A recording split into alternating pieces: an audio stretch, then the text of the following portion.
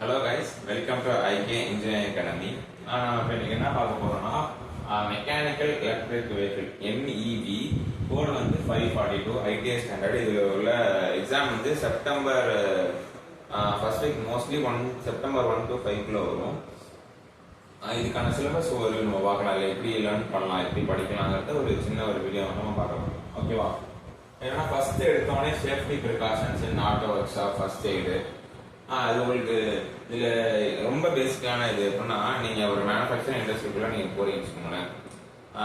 போன உடனே உங்களுக்கு எடுத்தோடனே உங்களை போய் வேலையை விட மாட்டாங்களா, எல்லா ஊரையும் சொல்லுவாங்க. அது ஃபர்ஸ்ட் உங்களுக்கு சொல்றது வந்து சேஃப்டி மெஷர்மெண்ட் தான் ஃபர்ஸ்ட் சொல்லுவாங்க.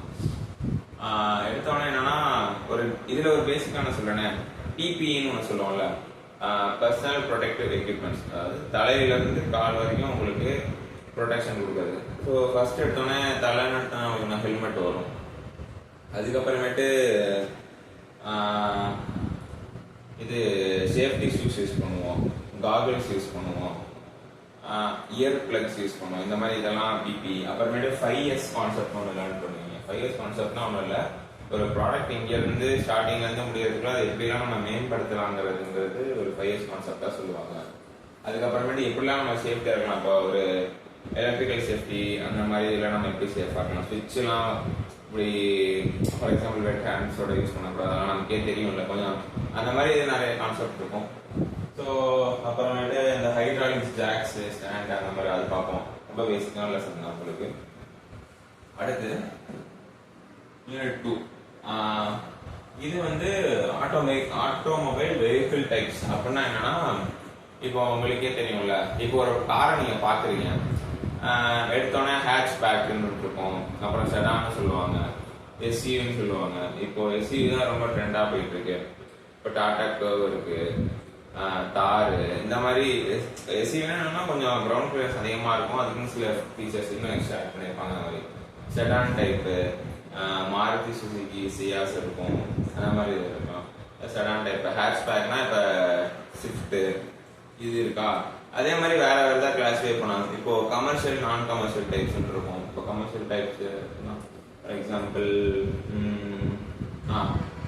ட்ரக்ஸ் இருக்கும்ல, குட்ஸ் ஏற்றிட்டு போற, அது ஒரு டைப்பு. பஸ் அது தனி டைப்பு. இப்போ ஃபேமிலிலாம் யூஸ் பண்றோம்ல, கார் அது தனி டைப். அந்த மாதிரி இருக்கும்.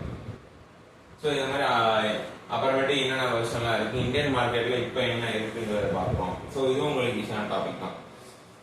அடுத்து வந்து எலக்ட்ரிக்கல் சர்க்கியூட், அது ஒரு மாதிரி ஒன்று வரும். அதை எப்படி மெஷர் பண்றோம், எலக்ட்ரிக்கல் சர்க்கியூட் எப்படி மெஷர் பண்றோங்கிறது ஒன்று இருக்குல்ல, அது லேர்ன் பண்ணுவோம்.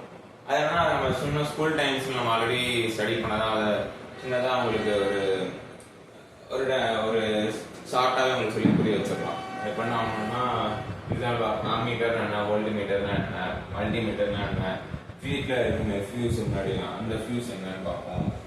இப்போ அதே மாதிரி சீரீஸ்னா என்ன, பேரல் கனெக்ஷன் என்ன, இந்த மாதிரி ரொம்ப பேசிக்கான இதாக இருக்கும், டெர்மினாலஜிஸாக இருக்கும். உங்களுக்கு நான் ஈஸியாக போய் வச்சிடலாம்.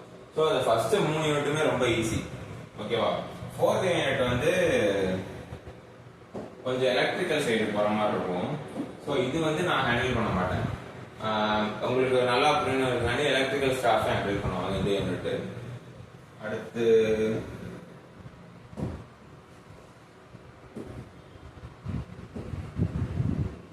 ஸோ இந்த யூனிட்டுமே எலக்ட்ரிக்கல் ஸ்டாஃப் தான் உங்களுக்கு ஹேண்டில் பண்ணுவாங்க. 5, அதாவது electrical vehicle components, comparison of EV, IC engine, vehicle based on performance. IC engine பற்றி நல்லா நான் எக்ஸ்பிளைன் பண்ணுவேன். பட் EV இதுவும் வரதுனால நாங்கள் 2 பேரும் கம்பைன் பண்ணி தான் இந்த சாப்டர் உங்களுக்கு எடுப்போம்.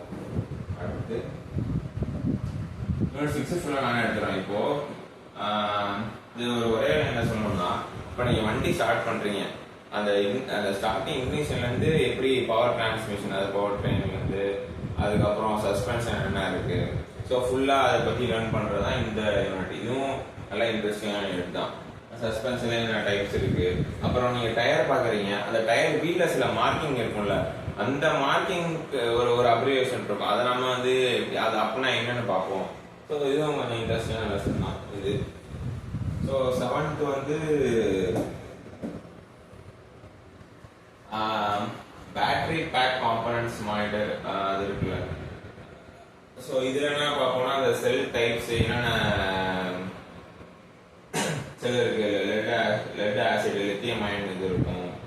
அதுக்கப்புறமேட்டு எனர்ஜி மேனேஜ்மெண்ட் சிஸ்டம்னா என்ன, பிஎம்எஸ்னா என்ன. ஸோ இதுவும் பேட்டரி ரிலேட்டடாக ஃபுல்லாக நம்ம லேர்ன் பண்ணுற மாதிரி இருக்கும். அடுத்து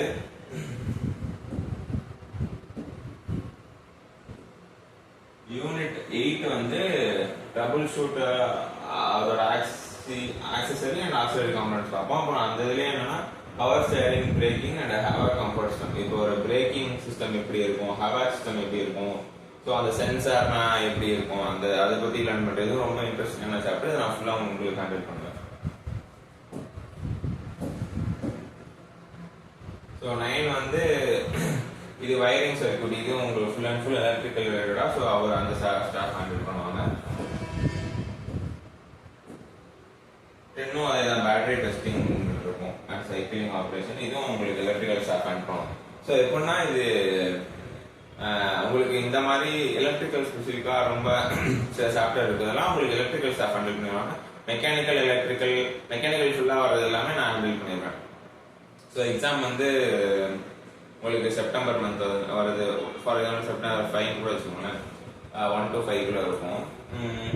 ஜூலை, ஆகஸ்ட். ஸோ உங்களுக்கு நியர்லி ஒரு 2 months இருக்கு. இந்த 2 monthsல நல்லா நீங்க ப்ரிப்பேர் பண்ணி உங்களுக்கு எஃபர்ட் போட்டு பண்ணீங்கன்னா இந்த எக்ஸாம் ரொம்ப ஈஸியான எக்ஸாம். ஏன்னா உங்களுக்கு ஆல்ரெடி ஒரு 4 யூனிட் வந்து உங்களுக்கு ஆல்ரெடி தெரியும். நான் வந்து உங்களுக்கு ஒரு பிடிஎஃபா உங்களுக்கு போட்டு இது என்னென்ன இருக்குன்னு தனித்தனியாக உங்களுக்கு எக்ஸ்பிளைன் பண்ணாங்கன்னா உங்களுக்கு ஈஸியா புரிஞ்சிடும். உங்களுக்கு ஆல்ரெடி தெரிஞ்ச விஷயம் தான், தெரியாத விஷயமே ஒரு 4-5 யூனிட் தான். உங்களுக்கு ஆல்ரெடி சிலபஸ் நீங்க உங்களுக்கே தெரியும். ஓகேவா? ஸோ ஒன்றும் இஷ்யூ இல்லை. செப்டம்பர் மந்த் எக்ஸாம் கன்ஃபார்ம் வந்துடும். ஸோ நல்லா படிங்க.